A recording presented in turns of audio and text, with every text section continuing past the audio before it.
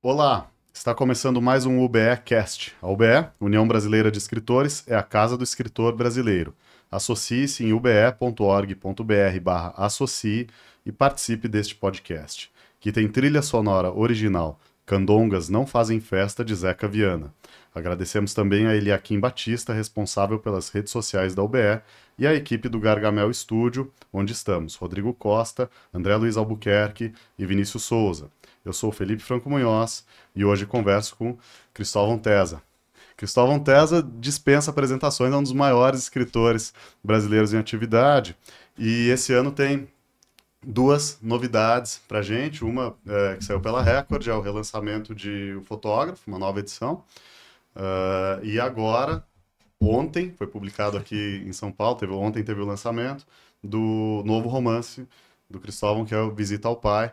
Saiu pela Companhia das Letras. Então, Cristóvão, queria usar esse espaço aqui para a gente conversar sobretudo sobre esses dois livros, mas a gente pode também, claro, falar do resto da sua obra, da sua trajetória, enfim, tanto como escritor quanto como leitor.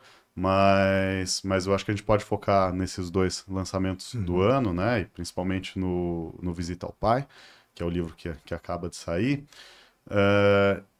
Eu queria começar te perguntando que durante esses últimos anos, você comentou comigo algumas vezes que você tinha um projeto de escrever um livro que se chamaria Visita ao Pai. Uhum. Depois, quando eu nunca tinha entendido exatamente o que era, porque você tinha sempre falava assim, eu tenho um projeto de escrever um livro que vai se chamar Visita ao Pai e vai ser meu último livro. Você comentou isso algumas vezes comigo. Mas lendo aqui o Visita ao Pai, agora eu imagino que não vai ser o último livro. Mas, mas lendo o Visita ao Pai, logo no começo, você diz que esse primeiro projeto que você teve seria um livro de ficção. Uhum. Então é isso, né? Você tinha uma ideia de fazer um livro de ficção, mas acabou mudando de ideia. Tem uns cadernos relacionados. Eu queria saber se quando você já estava falando sobre fazer um livro chamado Visita ao Pai, tinha a ver já com esses cadernos. Depois eu também vou querer te perguntar o que são exatamente esses cadernos. Tá bom. Obrigado, Felipe, pelo convite. Foi um prazer aqui participar dessa conversa aqui da UBE e falar sobre o Visita ao Pai. De fato, você falando agora, eu me lembrei que eu tinha um projeto de um romance, digamos, puramente ficcional, que era uma visita ao pai. Eu estava já com um certo esquema. Mas, paralelamente a isso, desde muitos anos, eu tinha uma outra ideia, que eu não sabia bem o que fazer com ela, em torno de uma das anotações do meu pai. Meu pai morreu em 1959, tinha só 6 anos. E ele, desde 1931, fevereiro de 31, até 1959, quando morreu de um acidente, ele anotou toda a correspondência dele, anotava em cadernos de capa dura. Todas as cartas. Cartas, telegramas, documentos, ele transcreveu. Eu até brinco de ser assim, é um tabelião de si mesmo. Ele documentava tudo. E esses cadernos estavam lá em casa. Né? A gente sempre via lá, alguns se perderam, infelizmente 4 volumes se perderam, mas está lá a imensa maioria, essa sequência da vida dele pelas cartas. E ele nunca relaxou nessa Copa. Realmente, todo mês, toda semana, tinha uma correspondência anotada. Você acompanha a vida dele inteira, de 31 a 59, por aquelas cartas. E eu, às vezes, abria aquilo ali por curiosidade. Por exemplo, sei lá, em agosto de 52, tinha assim, um telegrama que ele transcrevia: Cristovinho nasceu hoje. Isso com todos os filhos, né? Os 4 filhos, você vai lá na época. Então eram curiosidades e muita carta chata, coisas comerciais ou cartas para parentes, nada excepcional, nada literário no sentido estrito da palavra, assim, no sentido puro da palavra. Também não é um diário, ele não fazia ali reflexões pessoais, ele transcrevia documentos, né, as suas cartas. Então eu ficava pensando o que fazer com isso aí, né? Que tipo de. Ficava um pouco sonhando, né? Claro que é o tipo de livro que você tem que se debruçar na vida do pai, a quem eu não conheci muito, ele morreu quando eu tinha 6 anos, então o meu contato foi muito pouco, e a minha imagem de infância não é exatamente uma imagem assim exuberante ou feliz. Ele era uma figura muito autoritária, quer dizer, a imagem que me ficou, né? como os pais daquele tempo, no tipo de formação dele, né? E aí eu resolvi enfrentar, depois de terminar o último livro, Beatriz e o Poeta, depois da pandemia, eu resolvi enfrentar esses cadernos. Em qual momento você recebeu esses cadernos? Você sabia da existência deles? Não, eu sempre soube, aquilo ficava lá, eu nunca dei muita bola, estava lá na casa da minha irmã, depois com o falecimento da minha mãe passou para a casa da minha irmã, e depois a minha irmã repassou para mim os cadernos, que afinal eu sou, digamos, entre aspas, o escritor da família, então o lugar adequado seria para ficar aquela documentação do pai, seria lá em casa, né? E eu ficava observando aquilo lá e eu sabia que era uma empreitada muito difícil, até para localizar que gênero. E o livro próprio, o Visita ao Pai, ele conversa com o leitor sobre sobre a própria produção do livro. As opções que eu tinha no começo, entre fazer, por exemplo, um romance histórico, aproveitassem os dados biográficos e tal, uma coisa que eu meio que descartei quase que imediatamente, ou uma reflexão sociológica, porque ali tem uma documentação interessante da época dele, né? Ele, com 19 anos, ele saiu do interior de Santa Catarina, a região de Uruçanga, lá de colonização italiana, foi para Florianópolis para se voluntariar no exército, no quartel, que era uma opção que se tinha na época, assim, para as classes mais pobres. Você tinha lá casa e comida, tinha estudo, ele era semiletrado, ele já tinha feito 3 anos de curso primário, mas escrevia muito mal, né? Mas ele já escrevia, ele chegou já alfabetizado. E aí a vida dele acaba fazendo aqueles cursos supletivos da época, era uma dureza, depois ele estudou para Direito, foi carteiro um tempo na cidade de Lages, depois voltou para Florianópolis, casou em 1944, minha mãe, e depois a história da ida dele para Lages, de volta já como advogado e professor.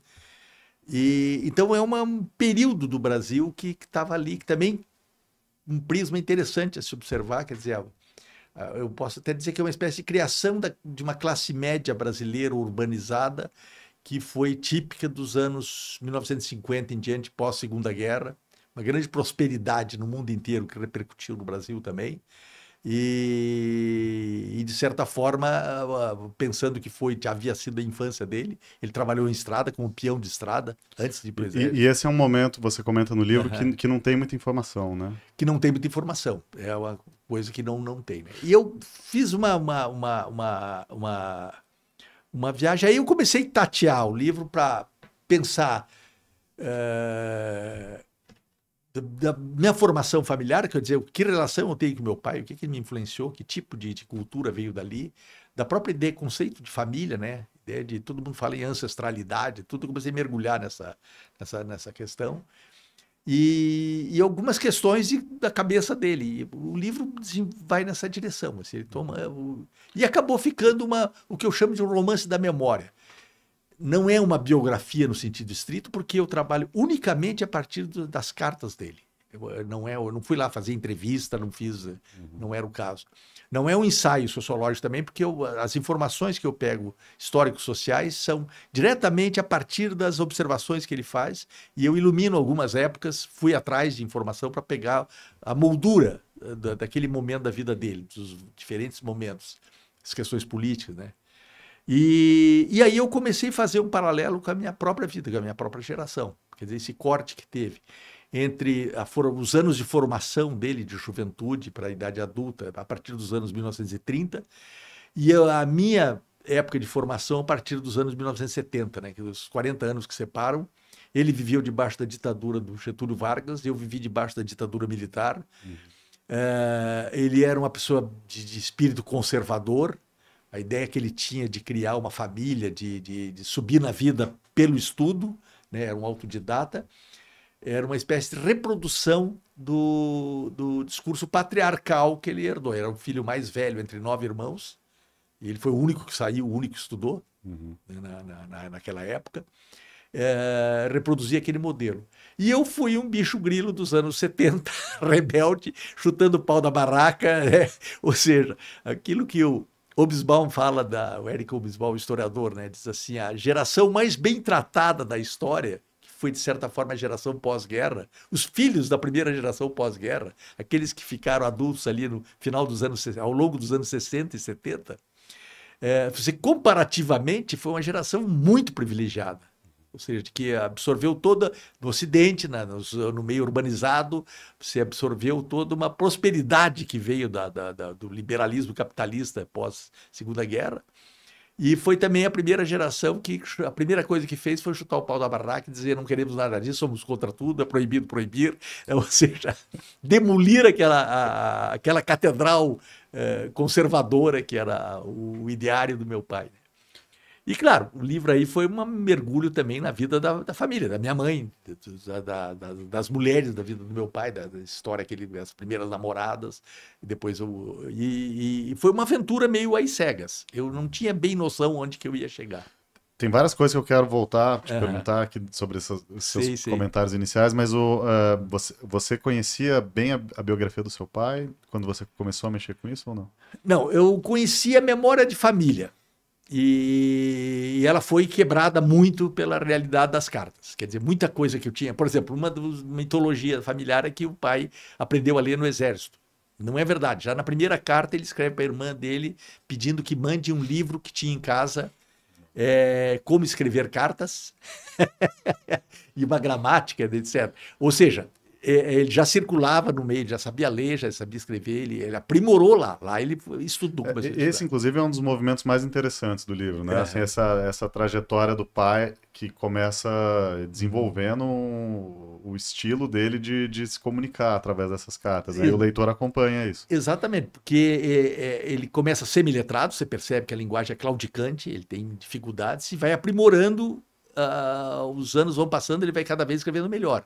E vai absorvendo uma certa retórica dos livros e dos manuais, das próprias livros de cartas, e você percebe que ele às vezes escreve para as namoradas diferentes, as mesmas frases, ele experimenta as mesmas formas, né? Era um tipo de auto-aprimoramento, era um autodidata clássico, assim, com aquele repertório possível.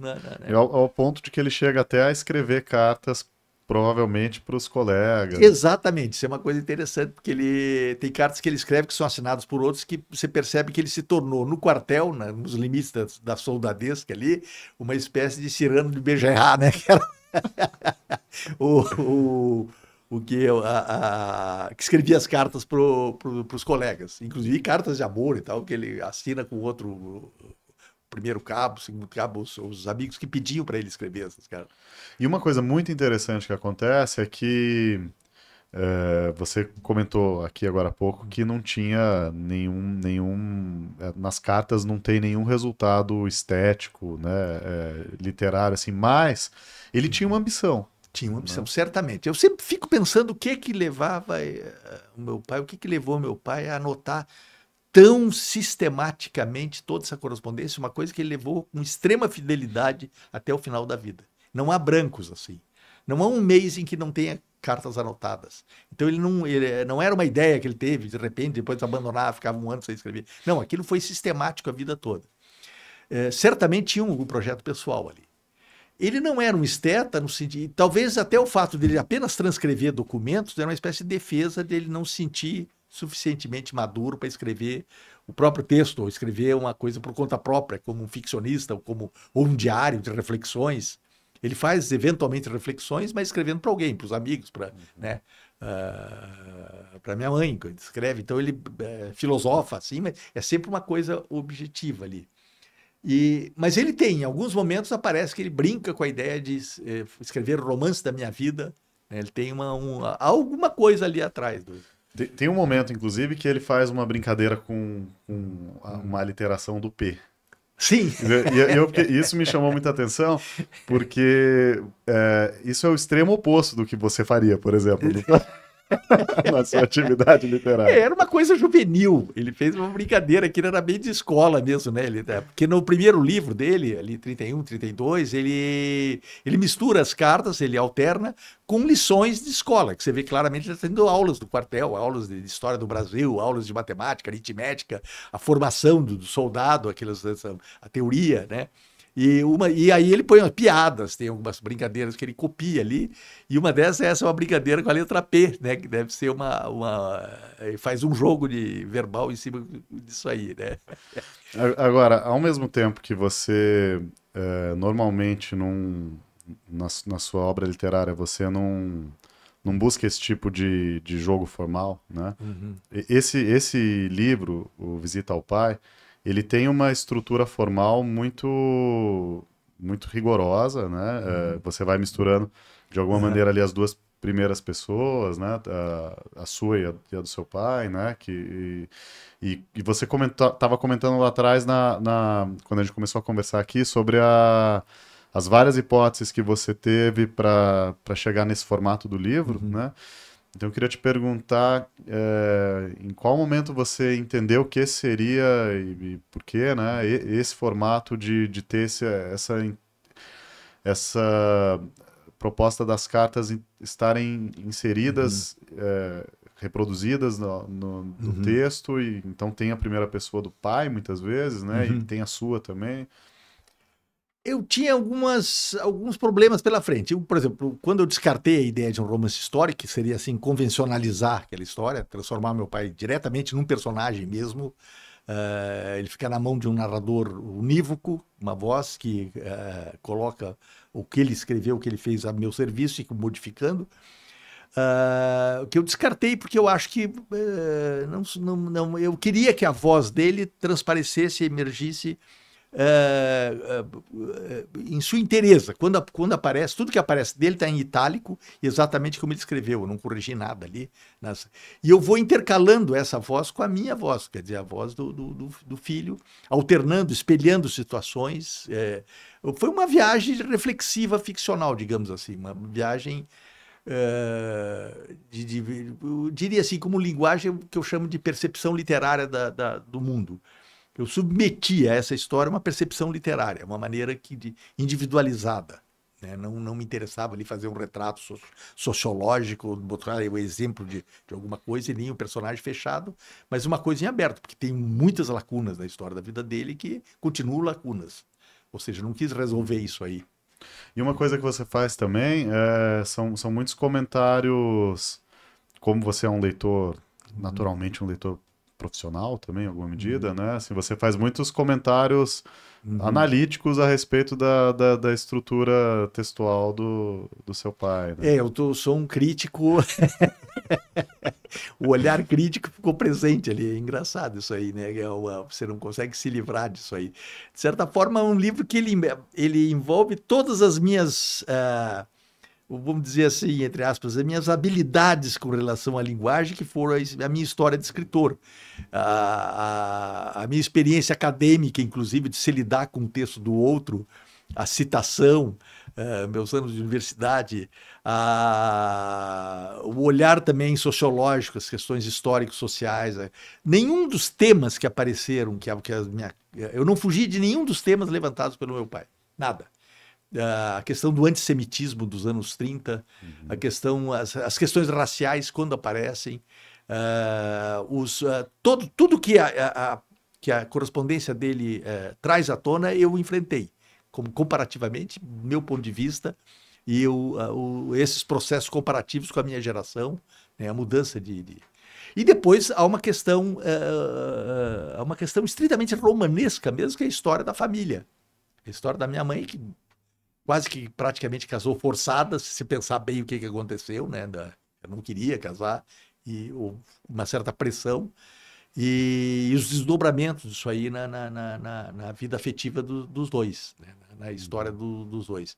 E eu enfrentei isso aí, eu sei que eu precisei ter bastante distância para poder entrar num tema tão próximo e fazer disso literatura. Não teve nada que você optou por deixar de fora para preservar eu fui mergulhando meio de cabeça, assim. Se eu comparo, por exemplo, com outro livro, meu O Filho Eterno, que é um livro São os dois grandes livros autobiográficos meus, né? O Filho Eterno e o Visita ao Pai. Eu tenho o Espírito da Prosa, mas o Espírito da Prosa assim, já é uma proposição ensaística, diretamente ensaística, é diferente. Autobiografia literária. E tem o Ensaio da Paixão, que é um livro de inspiração autobiográfica, mas é totalmente ficcional, ele está numa outra direção, assim, uma ficção que lembra algumas experiências próprias e tal. Mas o que, assim, diretamente autobiográfico, ou autoficção, para usar o termo mais corrente, mais da moda, são esses dois, né? Que é o Visita ao Pai e o Filho Eterno. No Filho Eterno, eu lidei apenas comigo mesmo. Ou seja, eu abri o caminho, né? A mãe do Felipe não entra quase na história, as circunstâncias, quer dizer, o problema é do pai e ele centraliza toda a narrativa. Então eu não tive problema com isso. Estou lidando comigo mesmo. Eu sou. Nesse livro é mais delicado. Visita o Pai, eu estou mexendo com a minha mãe, com meus irmãos, com a história dos avós, os parentes, o circuito ele próprio, né, com meu pai. Quer dizer, eu fiz uma viagem inversa, no sentido do espelhamento por outro lado.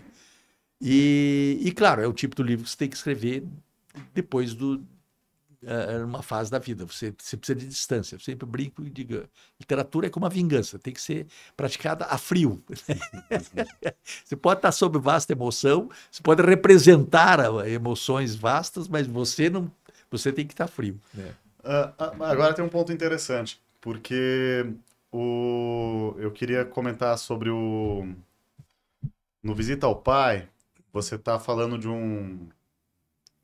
você está colocando em paralelo duas hipóteses de Brasil, né? Assim, um Brasil contemporâneo e um Brasil de quase 100 anos atrás, né? E que vai avançando ao longo do tempo.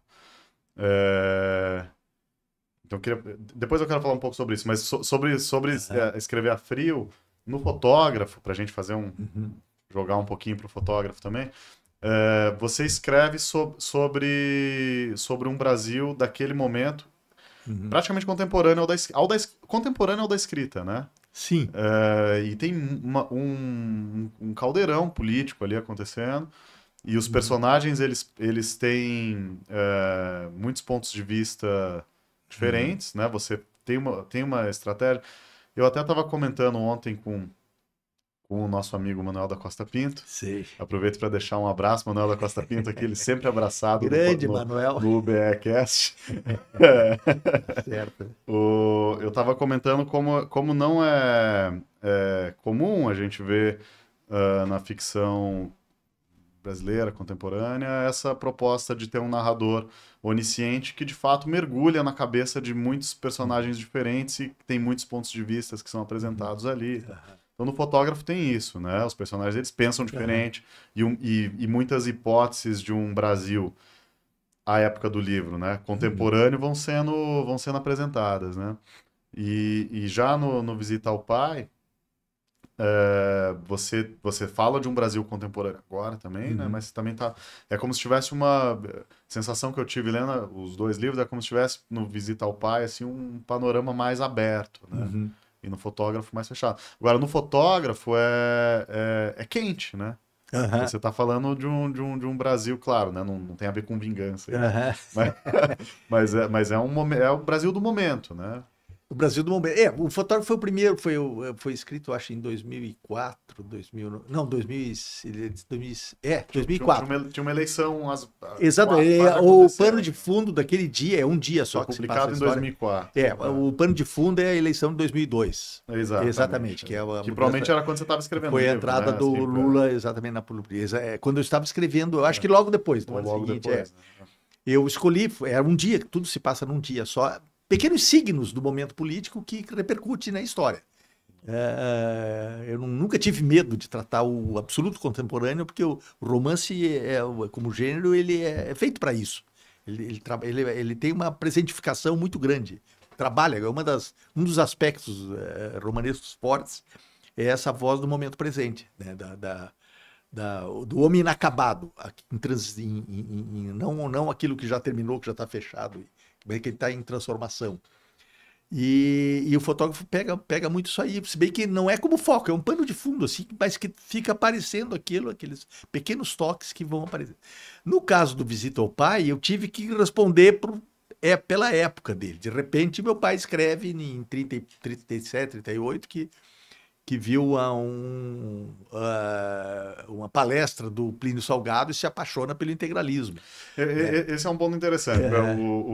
O seu pai vê uma palestra do Plínio Salgado, se apaixona pelo integralismo, e você faz, de alguma maneira, um paralelo com você sendo influenciado pelo Rio Apa, né? Eu queria que você pode contar pra gente um pouco tanto desse possível paralelo, quanto da sua história com o Rio Apa. São histórias dissonantes aí, porque no caso eu fiz duas reflexões. Uma questão do carisma político, de figuras políticas militarizadas, que era o exemplo do Plínio Salgado, como o Brasil retomou várias vezes, ditadura militar depois, o próprio Getúlio, ou seja, o carisma do líder. E depois eu faço uma reflexão sobre a questão de você se identificar com vozes, com a liderança, com o líder. A busca do líder que, de certa forma, resolve de um golpe todos os seus problemas. Mas ali entra uma questão quase que psicanalítica, a questão do pai, a figura do pai. Né? Quer dizer, com a morte do meu pai, eu fui para Curitiba, depois integrei uma comunidade de arte alternativa e descobri um guru, como todo mundo tinha guru. Até os Beatles foram para a Índia atrás de um guru. Era a linguagem da época, nos anos 60, 70, o guru o que era? Um barbudo, sábio, meio russoniano, né? Amante da natureza e dos valores autênticos da vida, que era mais ou menos assim, o início de tudo isso que a gente está vendo hoje aqui, começou nesse período dessa virada ali dos anos 60 e 70, né? Então é um paralelo dissonante a questão da liderança mas não que o Rio Apa fosse integralista ou tivesse alguma... Claro. Nada disso, é outra história completamente diferente ali. Era uma história contestatória num outro sentido, anarquista, hippie. O ponto em comum, talvez que você comece a ver, mas não dá para fazer um ponto comum, porque ali é uma perspectiva puramente político-militar, né? Culturalmente, eu diria que era um impulso irracionalizante, anti-intelectual, ele nasceu nos anos 60. Ele brotou ali, porque todo pós-guerra, aliás, o século XX inteiro foi racionalizado e depois politizado no pós-segunda guerra, né, por uma consolidação de uma ideia de democracia, digamos, do Ocidente como uma forma ideal, que a gente foi meio capengando atrás, né, tentando alcançar esse nível civilizatório. Até hoje está difícil, mas ele está conseguindo sustentar. E basicamente racional, quer dizer, era um iluminismo. Era um neo-iluminismo, a ideia iluminista, separação dos poderes, a ideia iluminista, quer dizer, o triunfo da razão. As leituras que a gente fazia nos anos 50, o que era? Júlio Verne, Conan Doyle, Monteiro Lobato, todos autores iluministas. O triunfo da razão sobre a ignorância, o triunfo do progresso, o triunfo da ideia de um futuro seguro, racionalizado, iluminado, né? O triunfo da ideia de uma condição humana universal, né? O triunfo da justiça, tudo isso aí era isso aí começa a entrar em fazer água ao longo a contracultura foi um processo que começou em outra direção. A razão não resolve todos os problemas, digamos assim, a decadência das religiões sistêmicas, grandes religiões, como resposta às angústias das pessoas, começou a descanalizar para outras formas alternativas de imersão na natureza, transcendência, até a droga. A droga, num primeiro momento, a droga nos anos 60 e 70, a maconha, o peiote no México, era um charme, assim, aquilo era glamourizado como formas de atingir percepções. Aldous Huxley escreveu O Céu e o Inferno, As Portas da Percepção, experimentando peiote e drogas lá no México, né? Isso vem de longe já, a ideia de que você tem uma irracionalidade natural que você deve cultivar. Desde o Lawrence, né, viajou lá Então é sempre atraente esse contraponto. No Fotógrafo, o livro ele é dividido em fotogramas, né? Então o fotógrafo espera, Iris recebe um cheque, o fotógrafo encontra Iris, e por diante. E assim, só para o nosso espectador entender, assim o tempo vai passando, né? Então, mas no Visita ao Pai, tem um dos capítulos que é o fotógrafo. Sim. Né? E é o momento que você descobre, entende que o seu pai também teve um... E também para o nosso espectador aqui entender, o Cristóvão tem um gosto particular pela fotografia. Tem uma paixão pela fotografia. Que vem sendo desenvolvido há muitos anos já, né? Eu sou um eterno estagiário, você sempre lutando para... Um estagiário e, ao mesmo tempo, também um fotógrafo oficial de muitos escritores. Eu ostento com... Não sem pudor. Muitas vezes eu coloco, quando precisa mandar uma foto para algum evento, algum negócio, eu coloco lá uma foto e com crédito Cristóvão Terra. É a minha glória. A minha glória como fotógrafo é alguém aceitar uma foto, uma foto minha e diz foto Cristóvão Terra. A minha como escritor também. de ter uma foto foto de mini bio tirada pelo Cristóvão Terra. Mas como foi para você descobrir? Não, isso foi uma surpresa absoluta, porque eu não tenho memória de infância de máquina fotográfica em casa. Nunca vi, não teve. Depois que o pai morreu, não tinha máquina em casa, câmera, né? Até que era uma coisa muito cara na época, mas eu lembro que quando se tirava foto é alguém que trazia, ou a mãe levava os filhos para o fotógrafo fazer aquelas fotos, aquelas composições de família, né? Mas não tinha.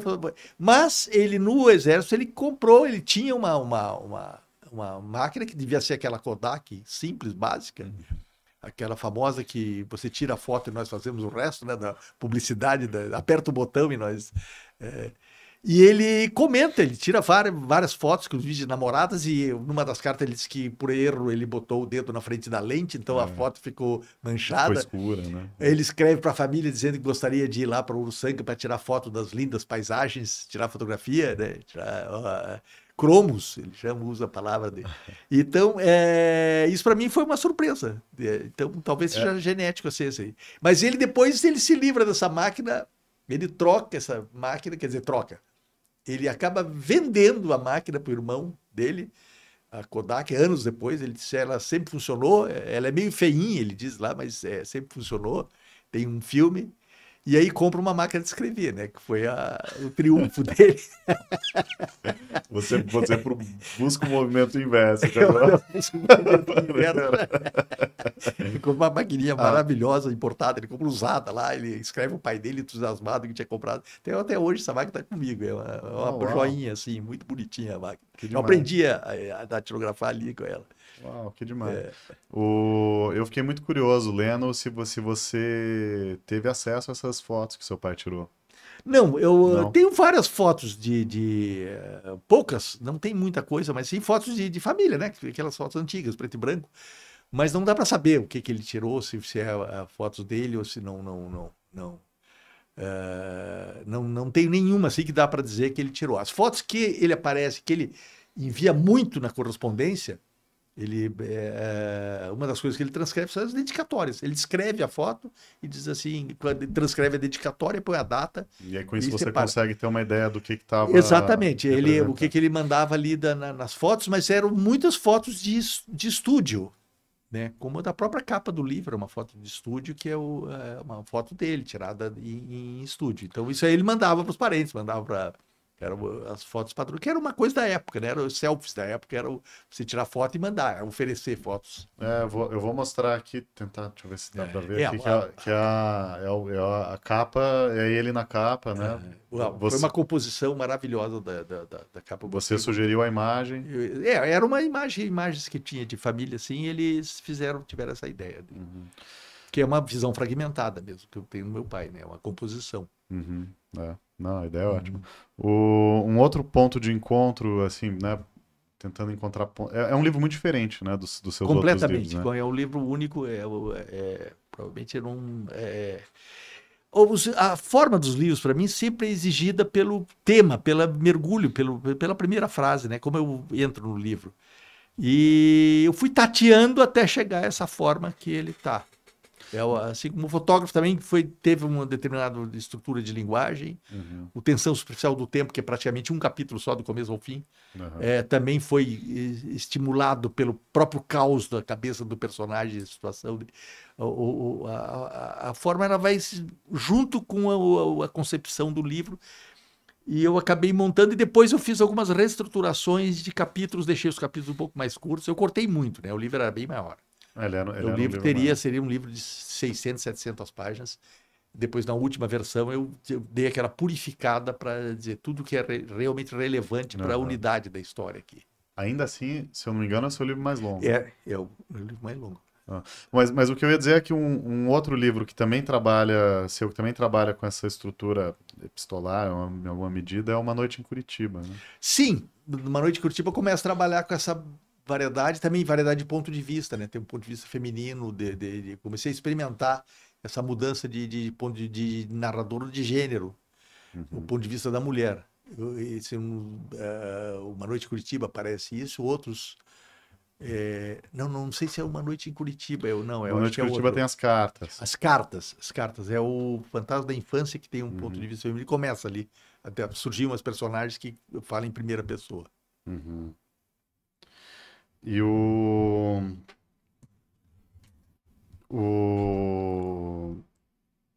Eu queria te fazer uma pergunta, Cristóvão, sobre o fato de você ter publicado recentemente em várias editoras diferentes, assim, Uhum. você tá com a obra ativa em várias editoras. Isso não é comum, né? A gente vê.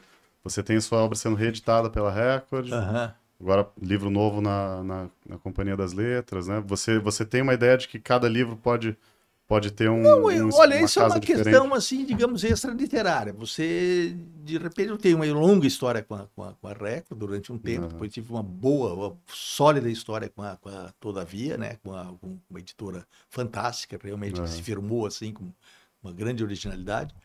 E depois com esse livro agora, com Visita ao Pai, eu achei que esse livro exigia uma editora como a Companhia das Letras. Achei assim que Uhum. encaixava, assim, e deu certo. Você tem também um livro de poemas, né? Eu, prosador, me confesso, né? Tem um E eu lembrei do livro de poemas lendo esse aqui, porque eu pensei que talvez agora o prosador estivesse se confessando de fato, né? Ali ainda, ainda tem um pouco de truque, Eu sou né? um poeta envergonhado, né? Um poeta envergonhado, assim, covarde. Na verdade, covarde, eu não tenho coragem de assinar embaixo dos meus poemas, então a maneira que eu usei para conseguir publicá-los é colocá-los como objeto de um romance, voz de alguém. Eu crio o poeta que escreveu aquele poema. Então, são os poemas do Trapo, por exemplo, ou do Beatriz e o Poeta, aparecem 4 poemas que são poemas do personagem, do Gabriel. Não são poemas meus, né? Mas uma vez eu arrisquei publicar numa edição da Quelônio, Da Quelônia. a edição artesanal, são apenas 200 exemplares, que se chama Eu, Prosador, Me Confesso, e ali, sim, ali eu boto a cara para apanhar, né? Seus poemas são meus mesmo. Eu tenho um desses 200 exemplares. Você fez mais poema depois disso? Eu Depois tive do mais Beatriz um do Poeta? surto de inspiração, mas a poesia funciona meio por surto. Então eu tive mais um. Você tem na gaveta, então. Eu tenho na É, gaveta, à espera exatamente. de próximos 200 exemplares, Não, muito exclusivos. eventualmente, não chega a não dar um livro. Talvez eu fico pensando se eu vou botar num personagem, criar alguém que escreva aquilo lá, tem que ficar mais seguro, assim, né? Nesse caso, você se sente também inventando um. Em que medida você se sente inventando um narrador para como Cristóvão? Em que Uhum. medida você se sente inventando a figura do pai? Certamente o pai que está aqui, que vai sair, que saiu do livro, da própria seleção que eu fiz dos textos, né? Quer dizer, são 26 cadernos de uma vida inteira, eu botei aqui alguns trechos, capítulo a capítulo, assim, que eu selecionei para criar uma imagem. Claro que eu estou inventando um pai, estou criando uma figura baseada em fatos reais, digamos assim, para dizer a frase chavão, mas o resultado é uma seleção aleatória, do meu olhar. Quer dizer, você, na verdade, você tenta sempre dar sentido ao caos, né? Uma das funções da literatura é essa, dar sentido ao que não tem sentido. Então, esse caos, você pegando assim, o que é a vida de uma pessoa, que não tem sentido nenhum, se pensar a rigor, é uma sucessão de acasos, e aí você dá uma espécie de unidade para isso aí, né? E é uma unidade que não é apenas uma unidade psicológica, digamos, tipo, mas é uma unidade cultural, ela é uma unidade sociopolítica, ela é uma unidade geográfica. A questão, por exemplo, do rural e urbano na cultura brasileira está presente nesse livro da primeira à última página. Né? A história da minha família é uma história do Brasil dos últimos 100 anos. É a história da passagem de um mundo de referências rurais para um mundo de referências urbanas, e hoje completamente fragmentadas, né? Hoje já num outro estágio. E então é uma composição. É uma composição. Por mais que você tente ser realista, você está criando uma imagem e inclusive uma imagem minha também, porque o narrador vai se autoconstruindo ali como tipo de olhar. Você não escapa disso, né? Uhum. A escrita é uma investigação. Eu não entendo literatura, o ato de escrever, como uma coisa que já acabada, que eu vou dizer o que eu sei, como um repositório de verdades ou de coisas fechadas, mas como uma performance investigativa, ou seja, foi uma viagem mesmo, uma visita a um pai desconhecido que eu fui abrindo ali. E aí eu fui descobrindo minha mãe também e fui descobrindo a história da família. Você tinha na sua cabeça uma imagem de um pai que foi sendo desmontada também? Ou não? De certa forma, sim, justificada porque a imagem que vem, a gente é influenciado não propriamente pelos fatos, pelo que aconteceu de fato, mas pela memória que a gente tem desses fatos, pela versão. Toda família cria uma automitologia. Você conta histórias, tal, que vem de pai para filho, da avó, e aquilo a criança vai absorvendo aquilo como um imaginário. Então eu tinha esse pai imaginário e a lembrança pessoal, a pouca lembrança pessoal, da noção de autoridade, da imagem dele, que era uma imagem que produzia medo para a criança, embora eu falo com a minha irmã, meu irmão diz, não era assim, você está exagerando, tá? Talvez seja um tipo de limitação, né? Isso aí foi sendo desmontado na medida que aí você começa a ver uma história de carne e osso. Todas as circunstâncias que compuseram a figura do meu pai. Né? E, de certa forma, como eu fui me colocando com relação a isso. Uma das especulações que eu faço é de se ele não tivesse morrido em 59, como é que teria sido minha vida? A minha relação seria eu aquele rebelde dos anos 70? Uhum. Provavelmente sim, né? Porque o tempo era meio assim inexorável. As coisas estavam mudando muito, muito rapidamente. Mas foi uma quebra muito radical, né? Quer dizer, a mudança então é um país inacabado. A ideia dessa visita é aquela imagem que acabou me ficando como uma composição retrospectiva. Assim. Uhum. Para fazer a reedição do fotógrafo, você mexeu em alguma coisa do texto? Você releu, você acrescentou um pós-fácil, né? Acrescentei um pós-fácil do fotógrafo.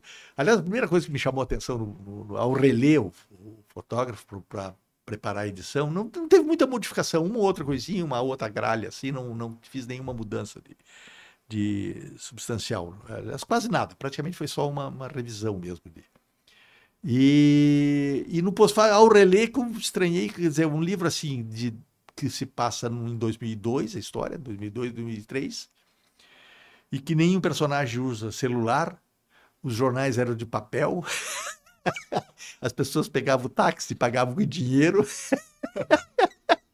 o fotógrafo tirava fotos com filmes que mandava revelar, né? Era o Ser tinha um laboratório em casa que ele revelava algumas fotos para parece um mundo completamente diferente, né? Talvez ainda mais próximo do seu pai. Exatamente, eu até falo isso no pós-fácil, assim, um cidadão do ano 2000 talvez estivesse mais em casa, se sentisse mais em casa em 1920 do que em 2025. Ou seja, nesses últimos 20 anos, 25 anos, a transformação assim, estrutural do dia a dia das pessoas pela tecnologia, a partir basicamente do celular. Né? O celular foi a grande implosão. Porque até o computador ainda era assim, uma máquina de escrever sofisticada, você tinha uma fonte de informações, a internet, mas a tal da portabilidade, a onipresença permanente, quer dizer, como o celular sequestra a vida das pessoas, né? Você está o dia inteiro, 24 horas, em torno do objeto. Uhum. É uma coisa assim que em nenhum outro momento da história houve nada parecido. O que isso está mudando de comportamento, de psicologia, de maneira de relação entre as pessoas, a gente não sabe. Nós estamos exatamente no meio de uma revolução assim, de comportamental. E o papel da palavra aí. Que é engraçado que num primeiro momento Eu sempre fui muito otimista com tecnologia, eu sempre gostei de traquitanas. Fui relojoeiro quando jovem, né? Eu gostava de consertar relógio. 5 em ponto. 5 em ponto, tive uma relojaria chamada, uma loja de conserto de relógio chamada 5 em ponto. E gostava de internet, achei assim que a internet, e uma das fantasias que eu botei na cabeça é que, com o advento da internet, as pessoas ia haver um processo civilizatório da palavra escrita como nunca antes, porque as pessoas são obrigadas a escrever na internet. O advento. Mas pensar no Brasil nos anos 70, entre 70 e 90, o Brasil foi educado, foi civilizado pela televisão. A televisão foi o eixo disseminador da civilização no Brasil inteiro. Em várias regiões do país, as pessoas viam uma torneira com água pela primeira vez na novela das 8. Porque em casa tinha que pegar no balde. Então, era um agente civilizador. E a televisão é pura oralidade. As pessoas só falam. Você não lê nada na televisão, só lê lá propaganda, publicidade. De repente, a internet começa a inverter esse processo. Você é obrigado a escrever e é obrigado a ler. Quer dizer, o processo em primeiro momento. Você tem que digitar as coisas. Tem que... Assim como a televisão chegou antes do livro no Brasil, quer dizer, ela chegou muito antes do livro, na vasta maioria da população, a internet chegou antes do letramento. Você tinha o teclado antes que soubesse escrever. Então, eu lembro aquela fúria que tinha dos gramáticos, quando começou assim, dizer, ninguém mais sabe escrever, escreve casa com Z, escreve não sei o quê, é um horror, isso aí vai ser uma barbaridade e tal. Ninguém mais fala isso hoje. Não importa, porque até a inteligência artificial escreve por você. Esse é o ponto que eu quero chegar agora, aproveitar essa brecha para a gente falar um pouco sobre o fato de que realmente a inteligência artificial agora as pessoas talvez não precisem nem mais ter essa capacidade de escrever para poder se comunicar nesse ambiente digital e em muitos outros, né? Enfim, porque o ambiente digital está envolvendo todos os nossos aspectos da vida. Mas eu queria te perguntar se você já parou para pensar a respeito da relação entre arte, literatura e inteligência artificial, se você acha, colocando também em perspectiva as possibilidades de evolução da ferramenta, né? Que pode tanto escrever, quanto traduzir um texto, quanto dar ideias também. E também em relação, uma segunda etapa, assim, também em relação ao mercado de trabalho. Como você enxerga assim, o nosso mercado editorial diante das mudanças, diante da chegada da inteligência artificial que eventualmente pode substituir ou concentrar muitos funcionários em um só, né? Isso certamente vai acontecer. Claro que aí você fez mais perguntas do que eu teria condições de responder, inclusive. E fiz muitas perguntas seguidas, que é o tipo de coisa que o entrevistador não pode fazer, né? A regra número 1 é essa. Senão a pessoa responde só a última, né? As perguntas são ótimas. Mas eu passo de novo. Sobre inteligência artificial, eu não estava dando muita bola para isso aí. O pessoal falando, disse, não vou me incomodar muito. Essa ideia distópica, assim, a inteligência vai substituir digamos assim, um ideologema que vem de longe. A ideia de que você tem uma máquina vai substituir a condição humana, que vai ter tal. Eu acho que em grande parte isso pode acontecer, né? Episodicamente, aqui e ali, mas eu não tenho nenhum medo com relação à percepção literária do mundo. Quer dizer, na verdade, o que faz a literatura é individualidade. A questão que é dizer aquilo que só você pode dizer.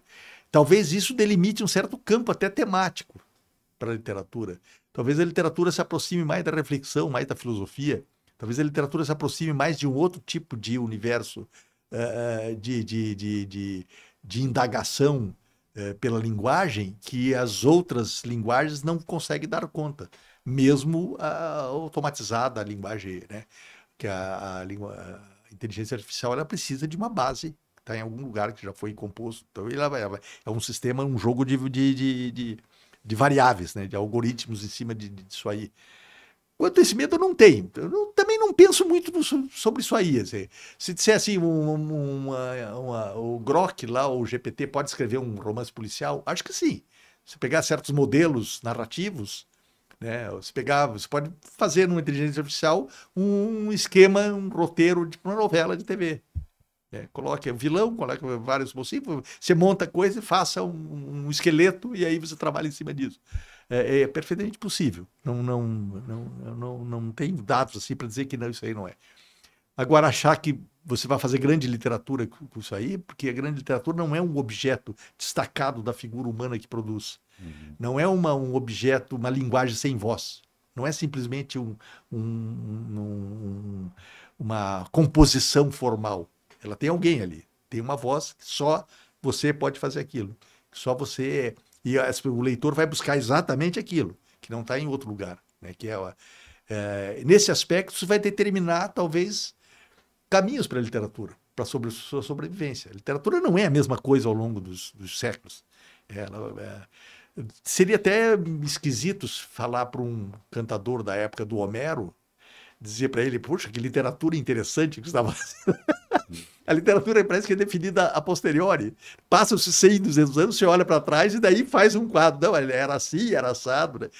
Durante a produção, você não sabe bem o que você está fazendo. A visão de conjunto é dada retrospectivamente. E muito em função também da tua composição histórica, como você vê a história. A história vai para algum lugar, ela tem um destino final. Né?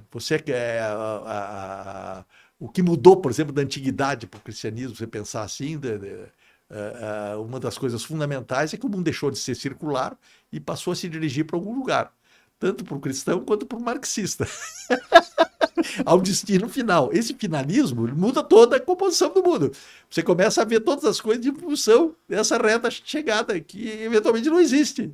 Ela não está, ela vai dar a volta. Então, depende de como você vê essa perspectiva da história, para você olhar também a perspectiva da literatura, para entender o que a literatura fez.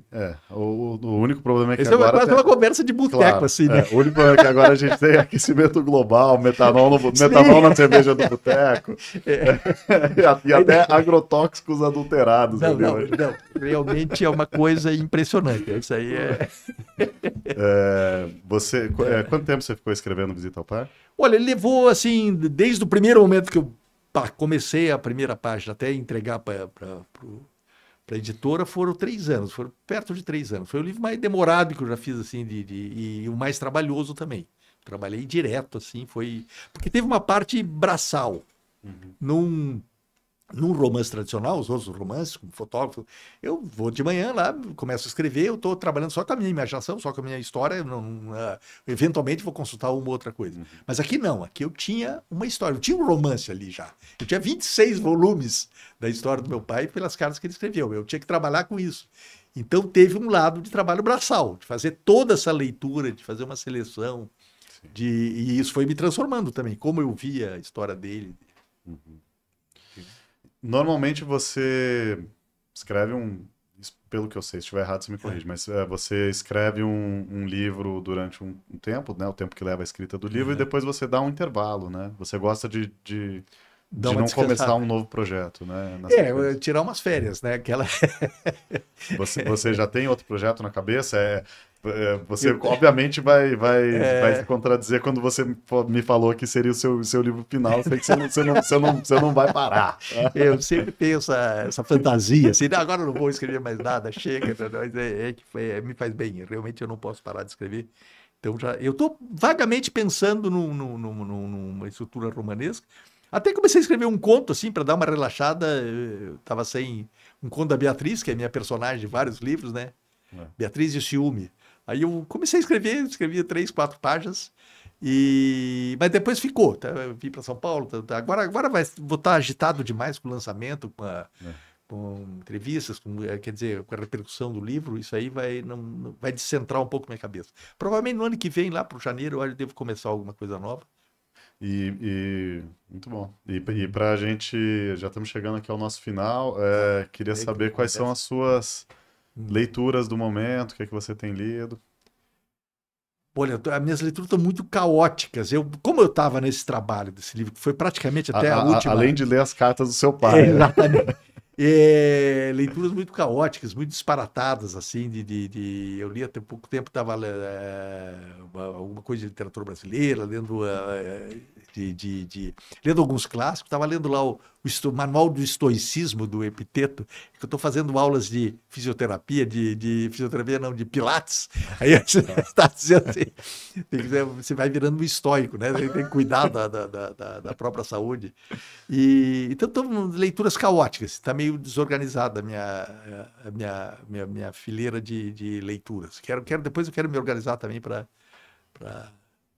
pegar tempo e retomar leituras. Cristão, eu quero agradecer muito a sua presença aqui no UBEcast. O tempo passou voando aqui. Voando. Obrigado. Obrigado a você, foi um prazer aqui conversar com você sobre literatura. Obrigado. Deixo o recado aqui para os nossos espectadores para acompanharem o UBEcast, sempre às quintas. Em geral, às 14h. Hoje tivemos essa ligeira movimentação do horário, mas em geral às 14h.